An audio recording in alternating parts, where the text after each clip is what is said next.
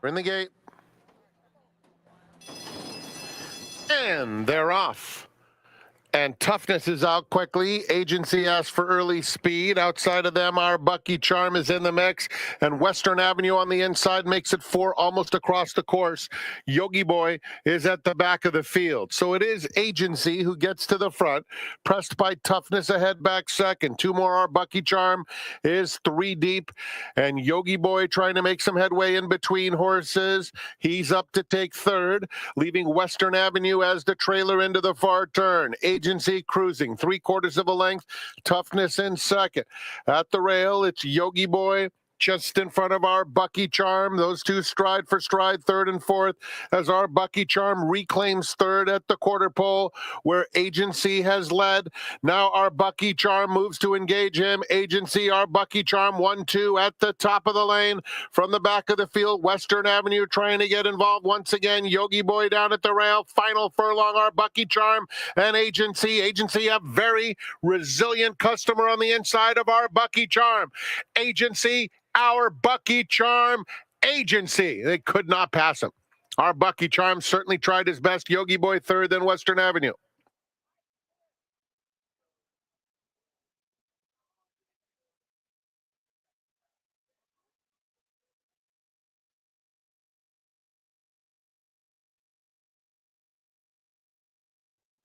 Bottle of Rouge going in. Stuffy Mist. And Kizazi.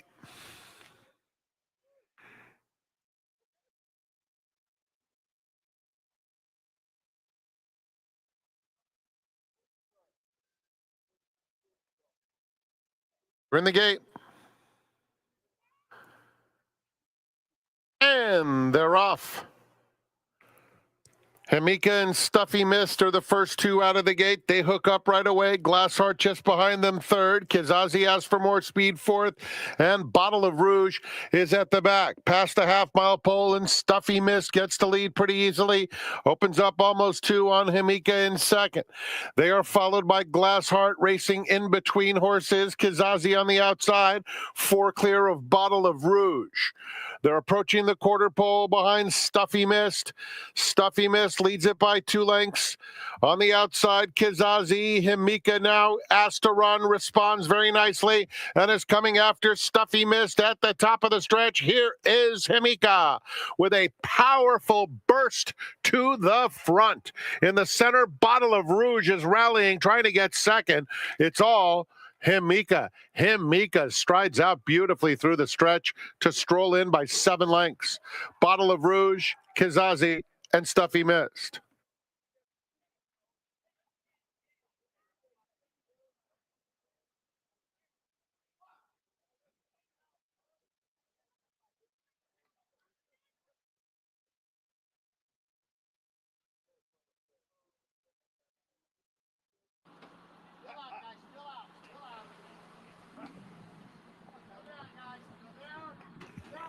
They're in the gate. And they're off. Gray Area is going out for the lead. Don't get fooled again. Fincairn in between those two. They're followed by Master Jacques in fourth, Webster, and One Bold Bid. Webster going wide into the first turn. It's Don't Get Fooled Again and Gray Area. Those two are head and head around the first turn. Fincairn keeps the pressure on them while 3 wide in third, as Gray Area once again reasserts himself and takes the lead. They've taken much closer order. Master Jacques is keen. There goes Master Jacques on the outside. So 4 of them vying for command. Webster and One Bold Bid.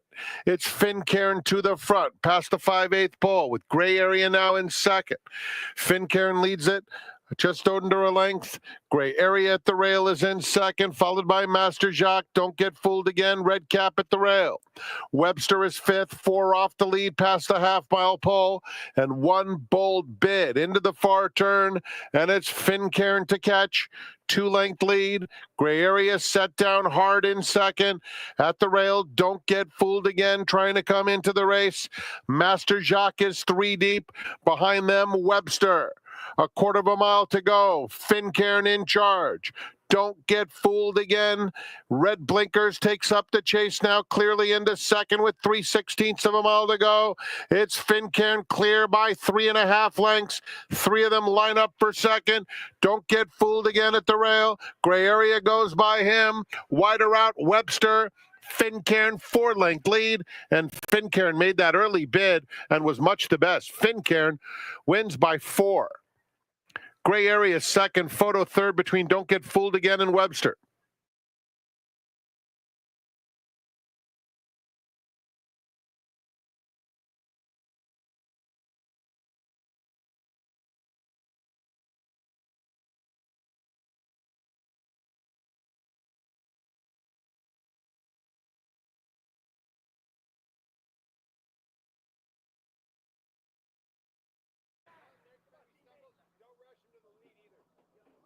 Empress Ellie to the outside.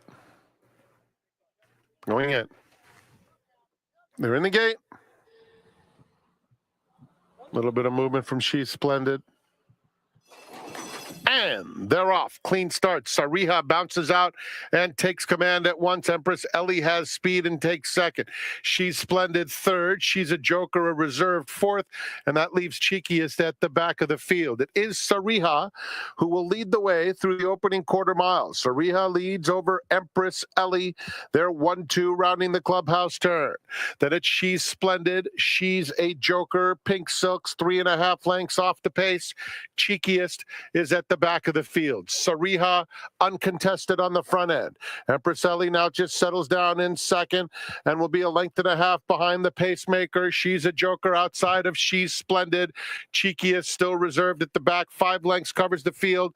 They're heading to the half-mile pole. It's Sariha 3/4 of a length. Empress Ellie trying to get closer. Now gets a little bit of a nudge to do so. She's a Joker. She's Splendid. Third and fourth the entire journey. And another couple back to Cheekiest. Around the far turn, Sariha just breezing along on the front end, maintains a 2-length lead over Empress Ellie in second. She's a Joker, aggressively handled in third. Cheekiest takes fourth there at the top of the stretch. And Sariha by 3. Empress Ellie, She's a Joker now becomes the threat to front-running Sariha. Sariha 3-length lead inside the final 1/8 of a mile. She's a Joker cutting into the margin steadily, but Sariha keeps on going under aggressive handling from Kazushi Kimura, and she takes care of business, leading every step of the way. She's a Joker, settles for second. Empress Ellie was third.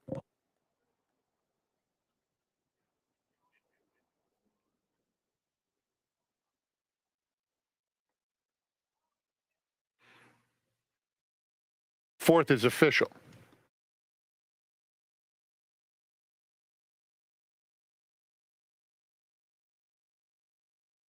One to load.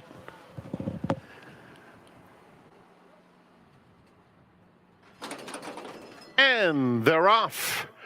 Gojo won very quick. Miramati hustled up along the inside. These two hook up right away. Miramati and a tad tight on the inside of Gojo 1, but he gets through to take the lead. They are going quickly up front. Arrow the Great a bit wide on the outside of Ultimate Gamble. They come to the 6-furlong pole, and it is Miramati to set the pace. Leading it by a length and a half. Gojo 1 second. It's 8 lengths back to Arrow the Great, who's in front of Ultimate Gamble. They're heading to the 5/8 pole. Juan Hernandez and Miramati striding clear now to lead it by 3. Gojo 1 second. It's a gap of 5. Ultimate Gamble is inching up on the inside of Arrow the Great. Those two trying to get a little closer to Miramati, who passed a half-mile pole with a 3.5 length cushion. Gojo 1 losing ground steadily now. At the rail, Ultimate Gamble a clear-cut third. Arrow the Great outside of him. 3 furlongs out. Miramati in front by 2. Gojo 1 trying to come back for more. Arrow the Great reclaims third. Ultimate Gamble inside of him. A 1/4 mile to go for Miramati. Arrow the Great now inching up on the outside of Gojo 1. 3/16 to go. Miramati hugs the rail. Arrow the Great on the outside. Ultimate Gamble at the rail. Go Joe 1 in between them. Inside the furlong pole. Miramati by 4. Arrow the Great is second. Miramati, too good. Drifting out, little erratic, but he's much the best. Miramati wins it by 4 lengths. Arrow the Great holds second. Ultimate Gamble third.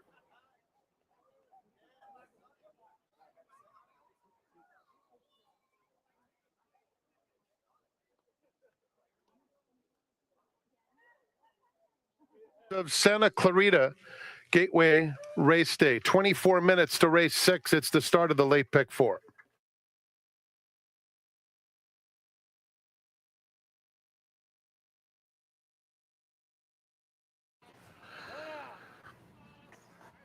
Riders on.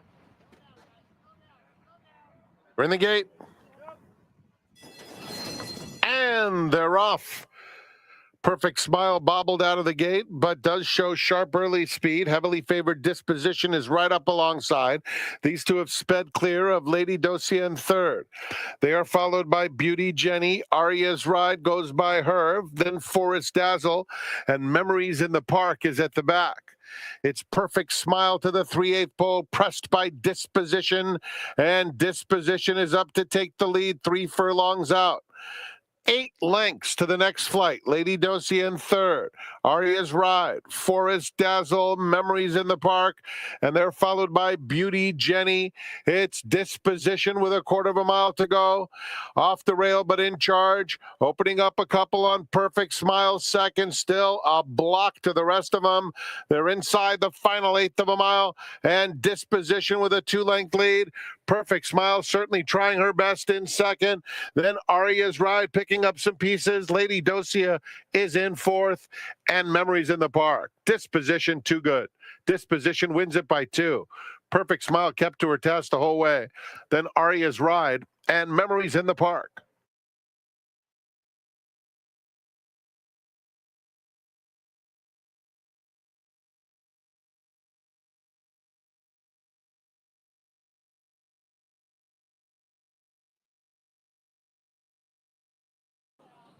Very restless is Cornelia Fort.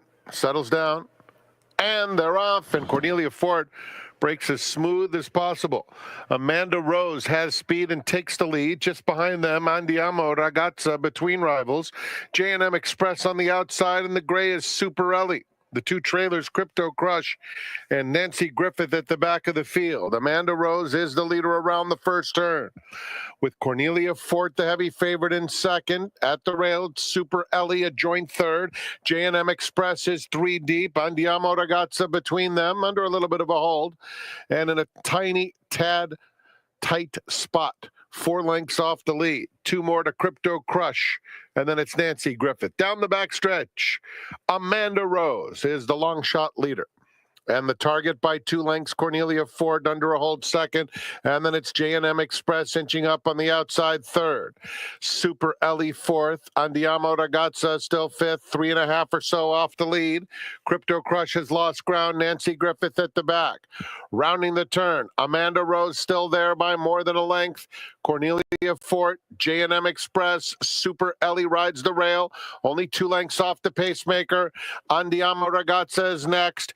Nancy Griffith out of last. They turn for home. Amanda Rose, Cornelia Fort still a length back. Set down now to come after her. And Cornelia Fort is up to take the lead. Handridden to a 2-length lead. Super Ellie is finishing very well on the outside. These are the 2. Cornelia Fort, Super Ellie. Super Ellie on the outside is coming, and Super Ellie. That's 2 for Kimura, 3 for Mark Glatt. Running down Cornelia Fort. Amanda Rose third, photo for fourth between J&M Express and Andiamo Ragazza.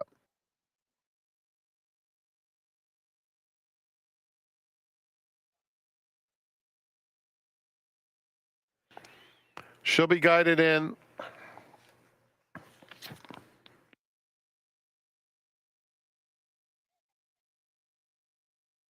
We're in the gate. And they're off. Timekeeper's Charm is the quickest. Here's Fancy Facts, though. And Fancy Facts drifting a bit, but in front. Darlin' Tammy takes second. Timekeeper's Charm on the outside third.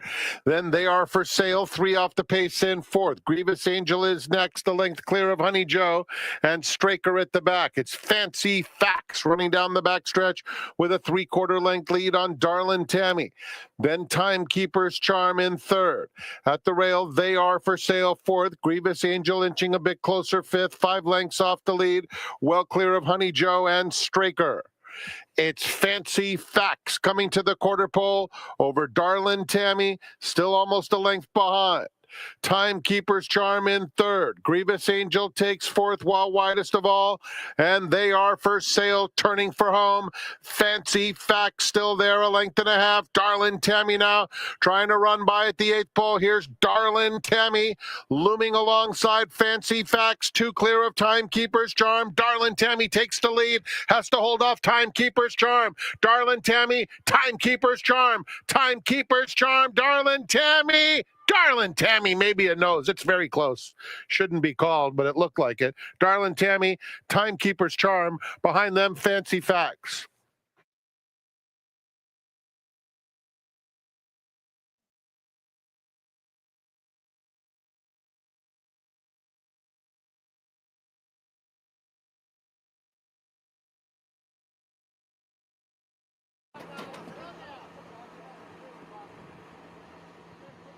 In the gate. And they're off. Pacific Quest bumped with Tappet Dynasty out of the gate. Hamlin in the center of the course, far outside Pacific Quest. Travail is in the mix early. So it is Hamlin, Travail, and Pacific Quest across the course. Just in behind them, Smilin' Capote and Skyquist is down at the rail. Cano for the win is 6 lengths off the lead outside Crazy Cavalier. And Tappet Dynasty is guided over to the rail to save ground early. Around the first turn, it's Hamlin, the boss, leading it by 3/4 of a length to Travail in second. Then comes Skyquist inching up inside Pacific Quest. Smiling Capote between those two is racing in fifth. Cano for the win is just 4 lengths off the lead, inching forward, followed by Crazy Cavalier and Tappet Dynasty. Fairly compact, 6 lengths covers them. It's Hamlin and Travail. 3/4 Pacific Quest, 3 deep in third. Then Smiling Capote and Skyquist in the pink colors at the rail. Cano for the win, 4 off the lead. Then Tappet Dynasty, and that leaves Crazy Cavalier now trailing into the far turn, where Travail puts the pressure on Hamlin and takes the lead. Pacific Quest has been outside of them the whole way. Here's Tappet Dynasty getting right into the race. Tappet Dynasty, Blue Silks, splits rivals, takes fourth, and coming after these leaders now as Pacific Quest makes the move to the front at the top of the stretch. Pacific Quest, the one to catch. Tappet Dynasty on the outside at the rail. Hamlin fights on, and in behind them, it's Travail inside the 8th pole, and Pacific Quest now opens up. It's Pacific Quest and Tyler Bays. Not well behaved before the start, but perfectly behaved in this resounding victory.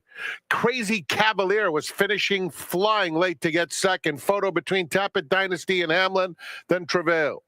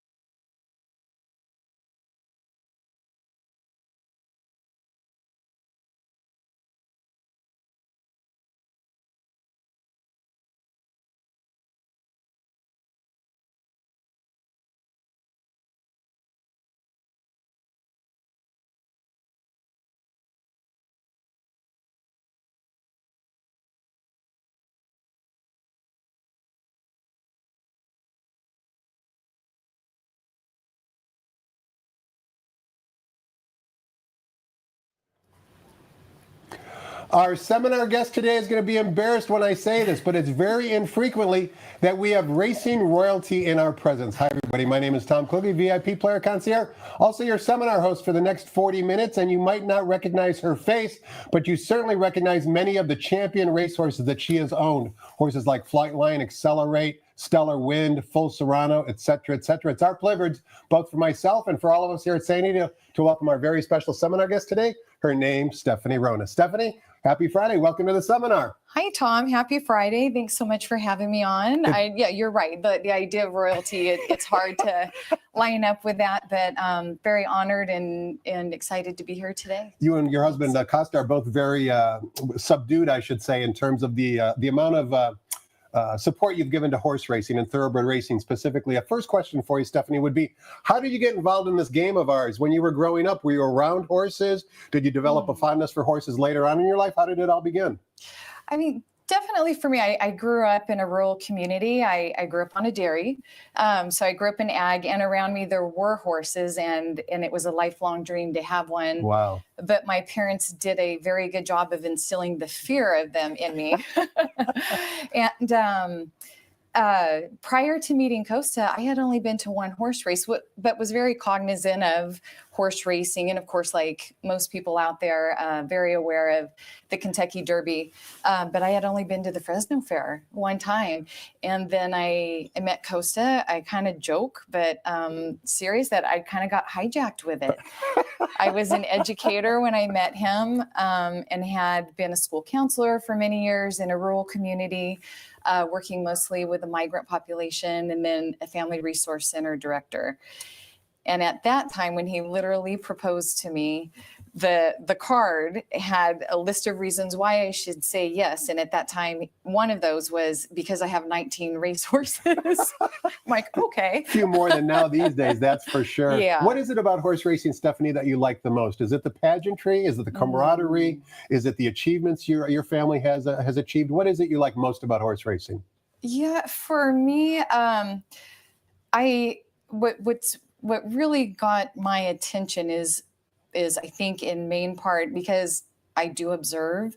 That's part of my nature, and I think also being a school counselor Sure. and observing students in situations all the time. And for me, when I get engaged with something, I usually like to get a broad view, the big picture. So I was really attentive to different aspects of the sport. What really drew me in initially is the time at the barn, visiting John Sadler's barn. And again, I think growing up in ag and being aware of like the hard work, the hands-on part of it, seeing the employees at the barn and the hard work that they do, and gaining that understanding of how important that is.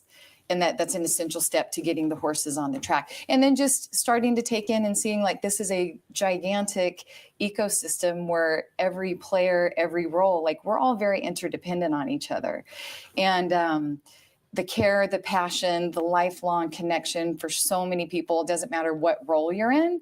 If you're a trainer, if you're a rider, if you're an owner, on the media side, the executive side, there's a huge commitment of blood, sweat, and tears, and love and passion. Let's walk down memory lane for a moment, Stephanie, and take a look at some of the runners you've had the privilege of owning. Starting with Accelerate in the 2018 Breeders' Cup Classic at Churchill Downs. He drew post position number 14. He stalked the pace, drew away from the field. I'm sure you'll get goosebumps watching this replay. But let's listen to Larry Comas describe the action of the 2018 Breeders' Cup Classic and watch Accelerate wearing saddlecloth number 14.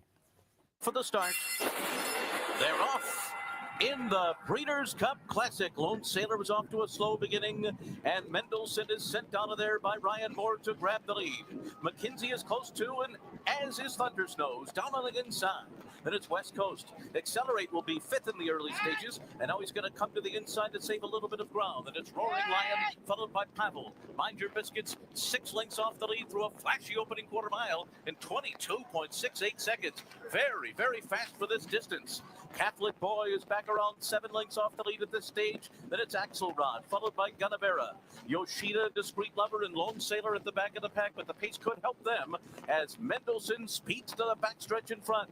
McKinsey 3/4 of a length off of him. Thunder Snow and West Coaster together. They are third and fourth. 46.46 was the half, so the pace has moderated somewhat.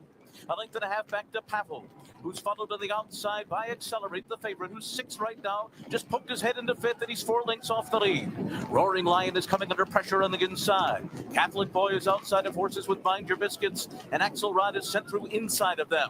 Gunnavera 12 lengths behind at this stage, then Discreet Lover, Yoshida, and the trailer is Lone Sailor, 3/4, 110.61.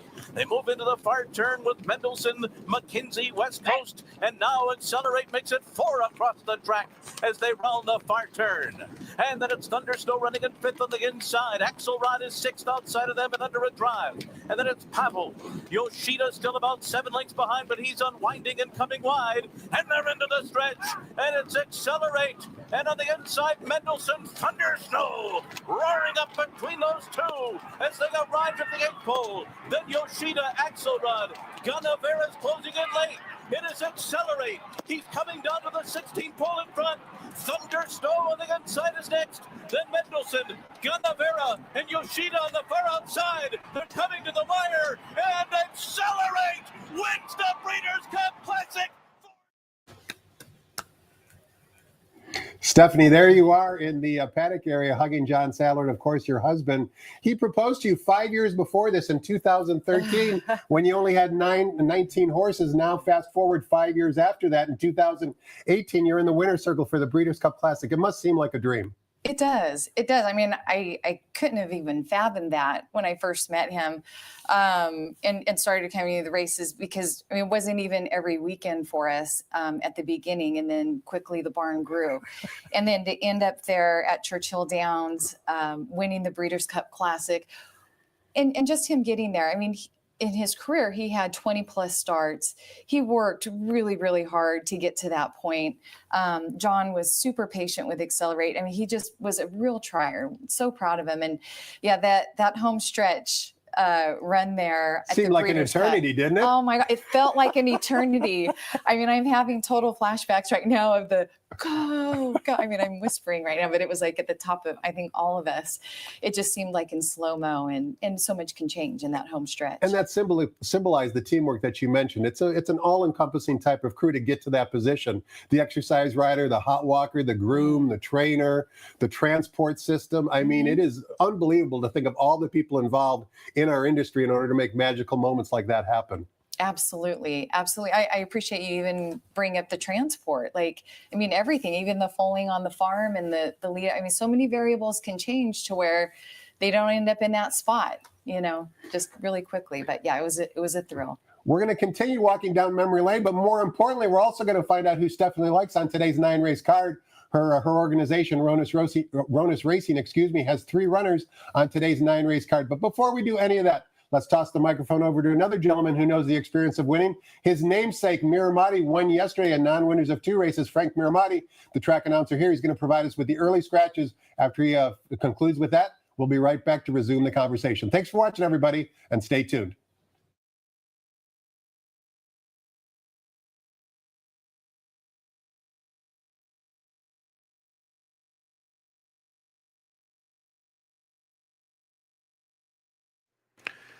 Good afternoon, ladies and gentlemen, and welcome to Santa Anita Park, the great race place. The track is fast and the turf course is firm. The rail on the turf out 20 feet. Here are the early changes. In the first, scratch number 2, Gem Mine, started the early pick 5. Race 2, scratch number 1, Bella's Bro, and with that scratch, no show wagering in the second, started the early pick 4. In the third, scratch number 3, Gavea.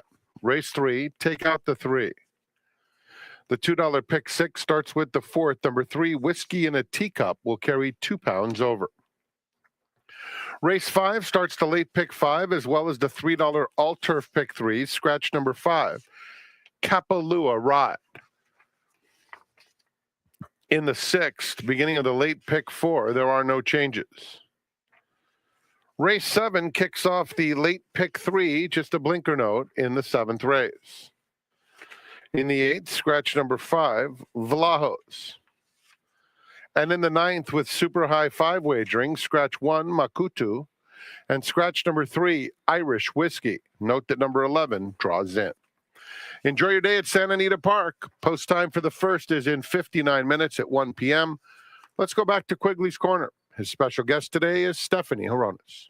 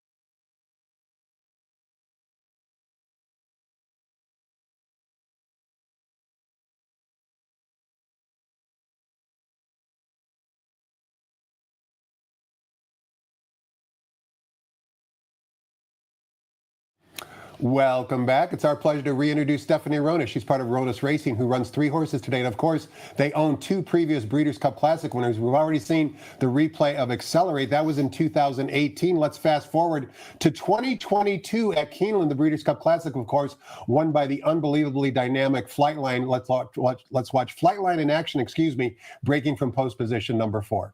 They're off in the 39th Breeders' Cup Classic. Flightline broke very well. Life is Good goes out to the early lead. Flightline will be second early on, and Hot Rod Charlie came out running in third. Epicenter is guided to the inside, then Olympiad, followed by Taba. Rich Strike is second last, and Happy Saver the trailer. And it is Life is Good and Flightline, and they're going at each other early on. That opening quarter mile was a quick one, 22.55 seconds. Life is Good is the leader. Fabian Brad keeps Flightline a length and 3/4 behind, running in second by a 5-length gap over Hot Rod Charlie in third. After that, Taba begins to move on the outside of Olympiad. Then comes Epicenter and Rich Strike. Happy Saver is the trailer. Let's check out this half mile. It's going to be quick. It was 45.47 seconds. Life is Good up the backstretch in front by 2. Flightline continues to sit second up the backstretch under a patient Flavian Pratt, who just took a peek behind. They've opened up 9 lengths on the rest of the field. Hot Rod Charlie is next. Then it's Taba. So they make their way into the far turn. Life is Good by 2 over Flightline, and it's a long way back to the rest. Hot Rod Charlie is third at this point.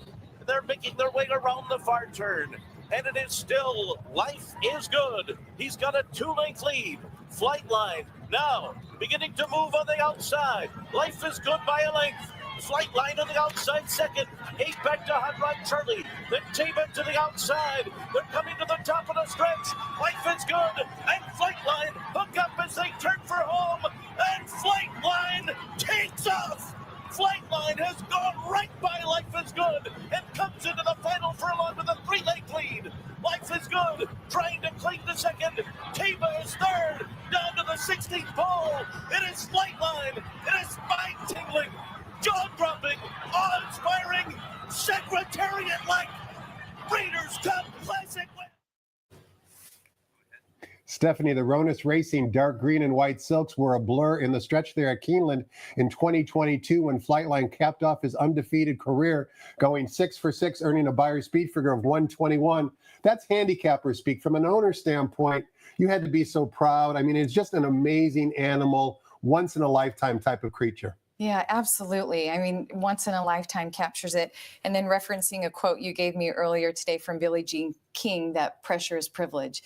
And that definitely applies to Flightline. There was a lot of pressure. My bumper sticker quote I have with horse racing is that the one sure thing about horse racing is there's never a sure thing. And even with Flightline, with his tremendous wins, and especially like the TVG Pacific Classic and the length that he won by, you just never know. So how the race is going to set up, how they're going to feel that day. But I mean, watching the Breeders' Cup race all over again, it is the thrills and chills like all over. When he was on that back stretch, I remember I turned to Costa and I said, "What is Pratt doing? What's happening? Why isn't he shifting him into that gear?" But when I turned, Costa's standing on the chair cheering. He's got it. He knows what he's doing. So, and certainly Pratt did. He was a really good matchup with Flightline as his rider, an incredible jockey, and yes, amazing horse. How's Flightline doing as a stallion? Have you seen any of the babies? Of course, they're not yet at the racetrack, but have you seen any at the farm in Kentucky or anywhere else? I have, yes. Recently, I had a visit to Summer Wind when I was out at Lexington, and she does have some Flightline babies there. We do have a yearling that we share with her. She's a filly with Edgeway, and they're looking really good. They're speaking very highly of the foals. Flightline is enjoying his new job, and I think it's a testament. His whole transition and how he's doing there is a testament to how good of a brain he has. So he had no problems going into his new job and settling in at Lane's End. And yeah, so far so good. We'll see once they start to hit the track. You have 2 Breeders' Cup Classic winners in your resume, but ironically, neither one is your favorite horse. Stellar Wind is actually your favorite racehorse of all time. Why would that be? It is hard to say that I have a favorite because there's things about each of them. I mean, even the non-Breeders' Cup winners that you're just proud of them because they all have their own journey, kind of like your kids. And but Stellar Wind to me, for the fillies and mares, she's the eternal queen of the barn. To me, I loved her grit and her grace as a runner. When she came over, David had found her in the Northeast for us. She was running, had like quite a winter coat on her, and then she came out and settled into the barn nicely. And to me, I mean, she was just such a great champion. And again, the grit and grace that she had, an incredible athlete and Eclipse Award winning mare as well. And not to overlook Full Serrano, who won the Breeders' Cup Mile last year down at Del Mar. What's up with him? He's doing good. Yeah, he had to get a little time off and a small procedure done, and but he's looking really good. So we should see him coming back to the track and getting some workouts in and all. And we're anticipating, hopefully, if everything goes as planned, that we'll see him this summer in Del Mar. No particular race selected yet. That would be great, and that would be exciting. And of course, we see all of the work that you do publicly, but you also do a lot of work behind the scenes. And one of your most passionate projects is basically developing, creating the Horse Racing Women's Association. Talk to us a little bit about what the objectives and the goals are for that association. Thank you, Tom. Yes, I'm very proud of the short journey and quick growth with the Horse Racing Women's Association. It did start out with a single event where we had the summit that grew very quickly. There was strong interest, and again, we thought it was going to be a one-time event, but it's been a great commitment by the committee members. There's what we call the OG5 who really dug in and committed the first few years, and now we've grown to an executive committee. So I've got to give names. I really want to share names if you don't mind. Please do. Jody Vella Gregory. You're only as good as your team. I know that. I mean, it's definitely a complete team and community and industry that's giving us a lot of support. I cut you off with Jody's name. With Jody. So we've got Jody, Jordan Egan, Shona Rotundo, and Kelly Hill, and then now Alexa Zepp is on the executive committee. A lot of them former or previous seminar guests, believe it or not, right here on this show. Yeah, and Ann Litz as well. And then our committees have grown, and others have come on board to help us grow it. And you've got actually 3 dates of future meetings coming up. One is going to be in Kentucky, one is going to be at Woodbine, and I believe one is going to be at Del Mar. Let's show that graphic of those dates coming up. There's the Woodbine one. It's basically just 2 weeks away. It's coming up quickly. We're looking forward to going up there. The women from Canada have attended our events and shown a lot of support. So we did want to try a new location and grow our community and also return the support to the Woodbine women. So we're looking forward to meeting many of them when we go up there. We do have our large conference. We are moving that to Lexington this year. So another opportunity to branch out and show that we are coast to coast and even outside of going north to Canada. And we'll be returning during the Breeders' Cup at Del Mar this year. And if you want to find more information, Horse Racing Women's Association both has a Twitter page, or I should say an X page, as well as a website as well. So if you're interested in getting involved either as an attendee or perhaps as a speaker, check out both of those social media vehicles. All right, Stephanie, enough chit-chatting. Now we got to get down to business because people want to make money today. Betting on today's card, we've got a good 9-race card, kicking things off in race number 1, which begins the popular 50-cent early pick 5. In race 1, we're sprinting 6 furlongs of the turf course. This race is for fillies and mares, $30,000 claimers, non-winners of 3 races lifetime. The turf rails today are at 20 feet. There is one scratch. Scratch the 2, Gem Mine, leaves us with a field of 6.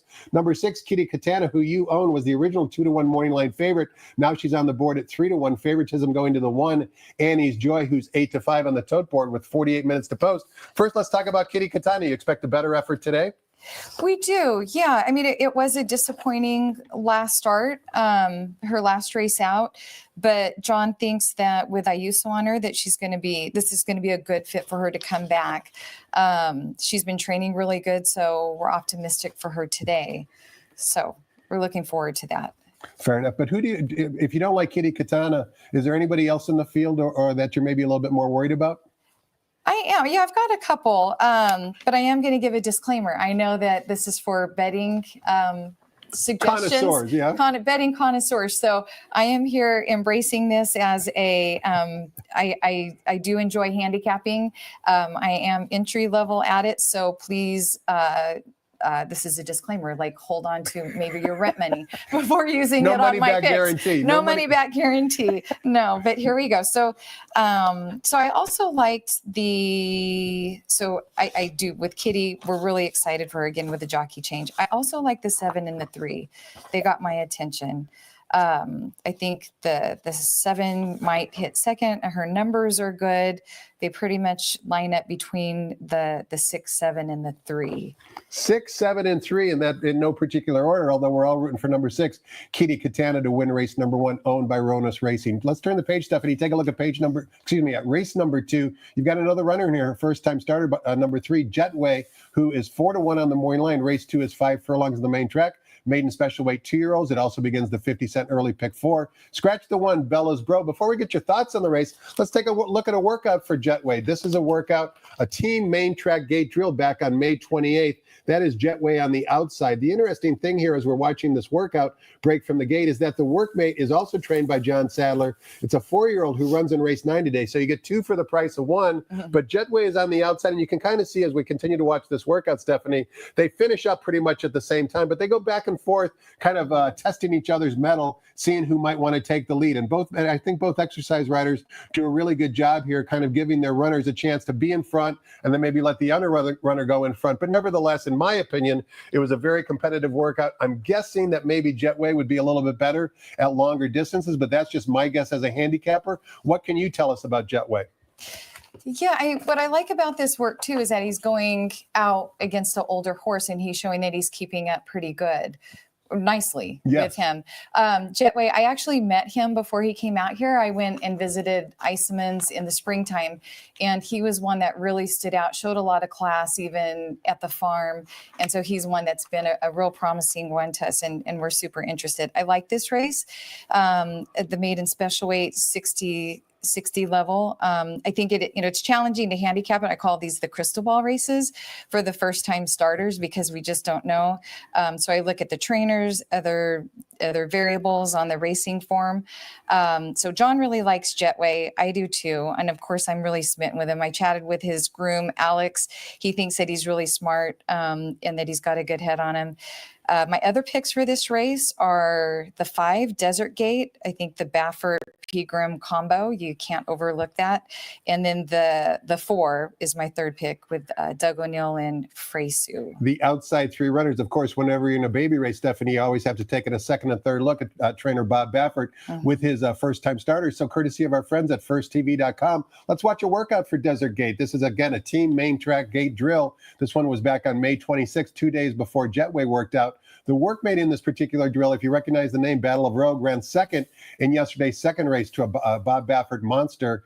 In this particular case, the workmate earned a 58 Beyer speed figure yesterday. It's not going to take much more than that to win this 2-year-old baby race, but nevertheless, Desert Gate, down on the inside, in typical Baffert fashion, has a lot of early speed, looks very mature for his age. He's a son of Omaha Beach, and he's had 2 workouts since this workout that we're watching back on May 26th. So as you indicated, Stephanie, Bob Baffert always a force to be reckoned with in any of these baby races. I'm going to turn the page, take a look at race number 3 as we continue to watch the workout. 1 mile on the main track.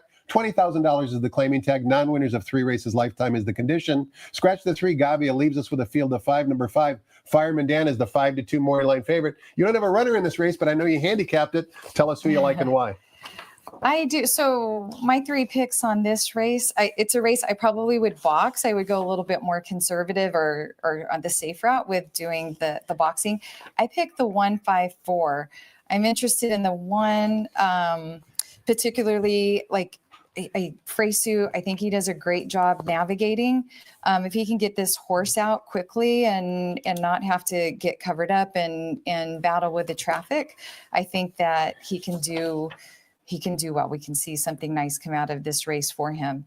And then for me with 4, Kyle, I think he's doing a really great job and totally climbing as a rider. So that gets my attention. Sometimes when I'm handicapping, the rider catches my attention even more than the data or looking at the whole picture. And he's returning to this horse after having several rides with him prior to the previous jockey. But I do like Fireman Dan too. I think it's a great race for him. And looking at his numbers, he's been ticking up on that board and showing improvement with each race. Stephanie, handicapping a race is kind of like solving a crossword puzzle. You're trying to predict the future, and different people can look at the race and come to different conclusions. Other than kind of like looking at jockeys and trainer connections, what are some other aspects of handicapping that you like? You mentioned the numbers already, so you must take a look at the Beyer speed figures in the racing form.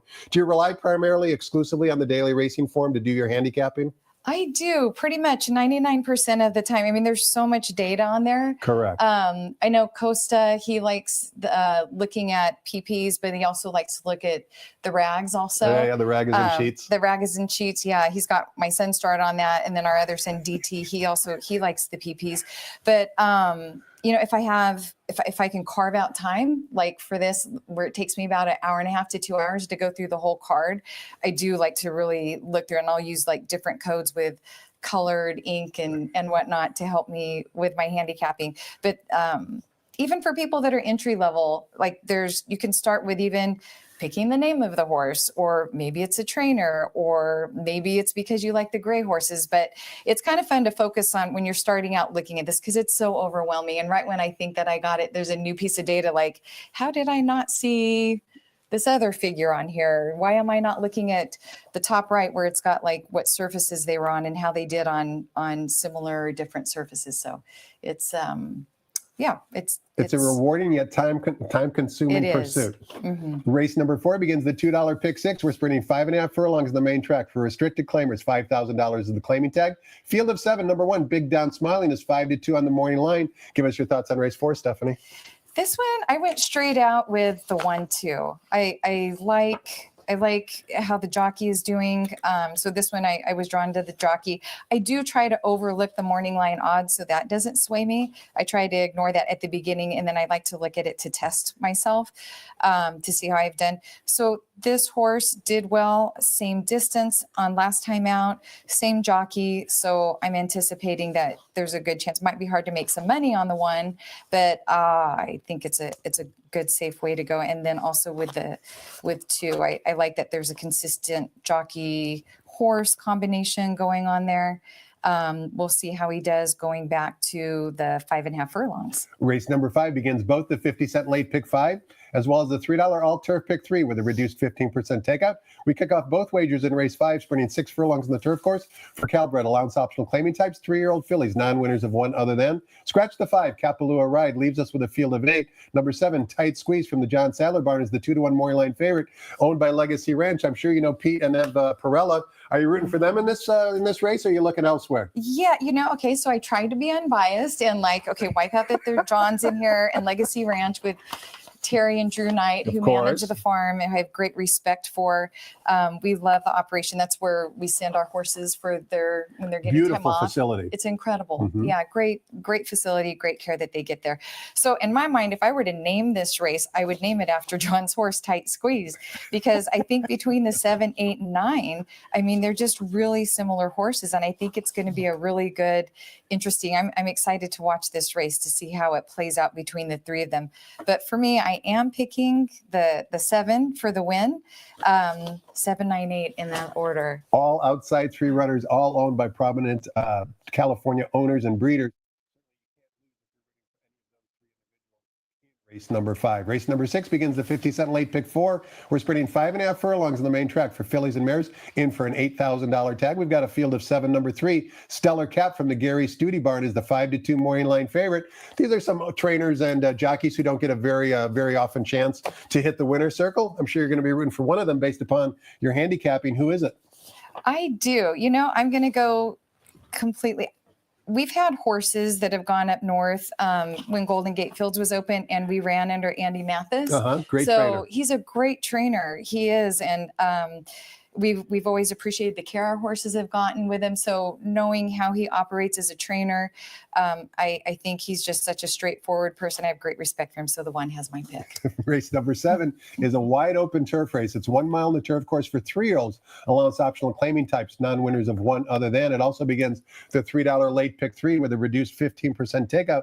Take note, number 10, Muscled, is a first-time gelding, the morning line favorite. Number 6, Game Warrior, who's 7-2 on the morning line. Before Stephanie gives you her pick, I'm going to give you a selection in this race that I like, and it's specifically number 8, the Padre. The reason why I like the Padre is, how many horses have you seen in their running career that in their debut, they break their maiden going 1.25 miles? Now, granted, that was on the synthetic surface, but he beat a field of 13 at odds of 33-1, and now he's in the Field Amato barn here in North America, and he's been working very well on the training track. Specifically, let's take a look at a workout from a long time ago. This was back on April 27th, so he's been in steady training for over a month, and you can see that's the Padre on the inside on the lead. Imagine a horse breaking his maiden going 1.25 miles and flashing this much early speed. You also get the extra look at number 1, Lyle the Crocodile, who's in this workout as well. He'll be running in race number 7 against the Padre, but owned by the Sharpies, known as Little Red Feather, first-time Lasix.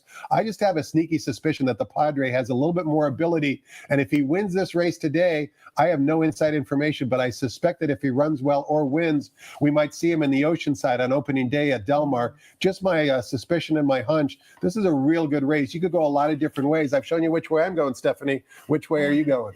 Yeah, the Padre got my attention too because of the combo Little Red Feather, D'Amato, how well D'Amato does on the turf, and then being able to go the route too, because coming from Ireland, or not Ireland, Yep, yes, Ireland. Uh-huh. Yeah, and he's done the distance before, so that's got my attention. I can't help but also pay attention to the Game Warrior.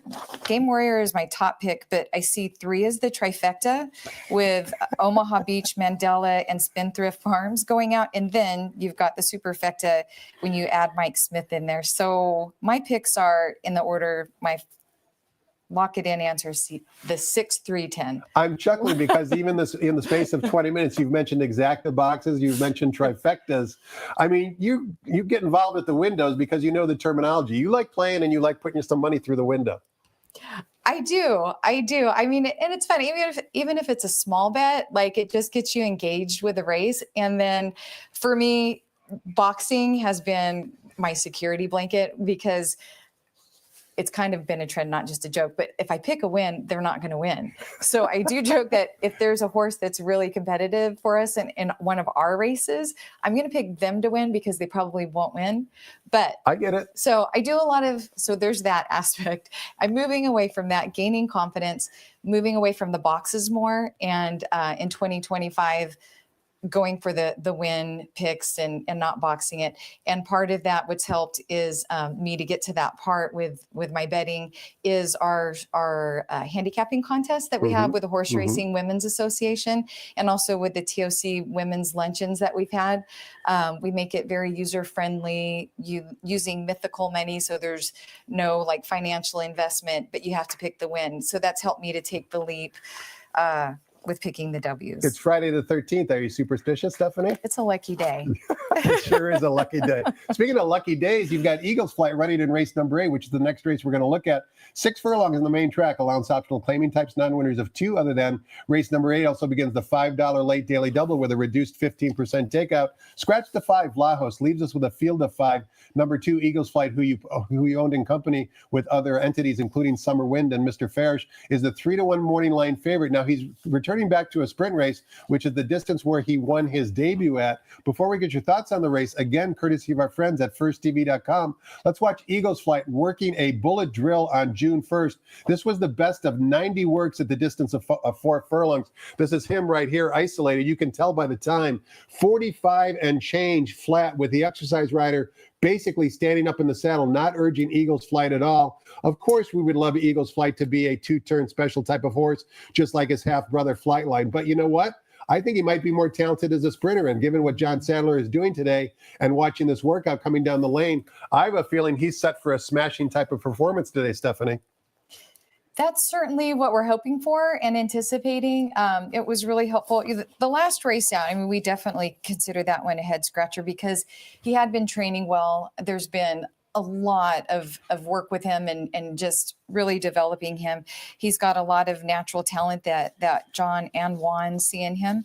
So listening to Rispoli after the last race and his feedback, and then with the recent works like the one that you shared here, it shows that he is likely interested in doing the sprint. So we are excited for today to see how he does. I mean, there's a lot of pressure on him because of his genealogy, but I think the barn has done a tremendous job with wiping that slate clean and giving him his own lane to be in. But with all of that, for me, of course, I'm going to single the 2. It's hard to not pay attention to the 3. That they paid quite a price for that horse. My question for this horse is, there's a good long layoff.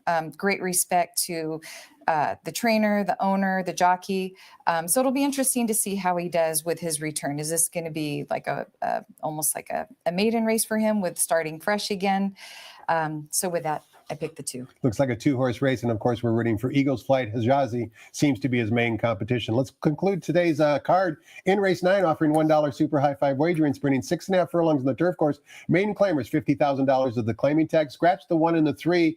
Number 8, Video Review, is a first-time gelding. Also, number 11, Fleet Brotato, does draw into the body of the field and will compete. Number 5, Tease Touch. Talking about long layoffs, Stephanie comes back off a layoff, dropping down in class for trainer Phil D'Amato. Give us a winner to close it out. Yeah, this one's an interesting one. I call this the Rebels race or the principal's office group because we've got a lot of 3-year-olds and they're pretty much all gelded. So that means that there was a lot of misbehavior early on for them.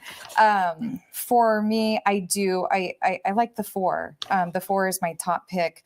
I'm going between the 4 and the 5. It's either 5-4-2 or 4-5-2. That's my I probably would box this race, but I do, it looks like the 4 likes this surface, slight level drop. Curious how he'll do with the 2. I know there's a morning line favorite, but I'm curious how he's going to do with the extra furlong. That could make a lot of difference. Since you're a horse player, Stephanie, one more wager to consider before I cut you loose. That's the $1 Coast to Coast Pick 5.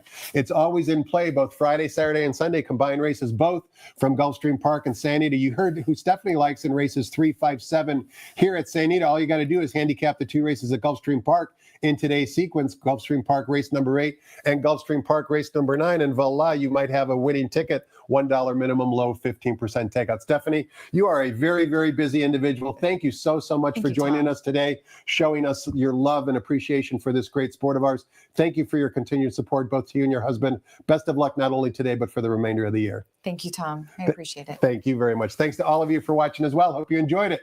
Hope you have a great afternoon. Next voice you hear will be track announcer Frank Miramati updating us with any late minute scratches. Also, keep in mind, tomorrow, 12 race card beginning at 12:30 p.m. Identical number of races, same post time on Sunday, closing day as well. Make sure you join us for those 2 days as well. Have a great afternoon, everybody, and good luck.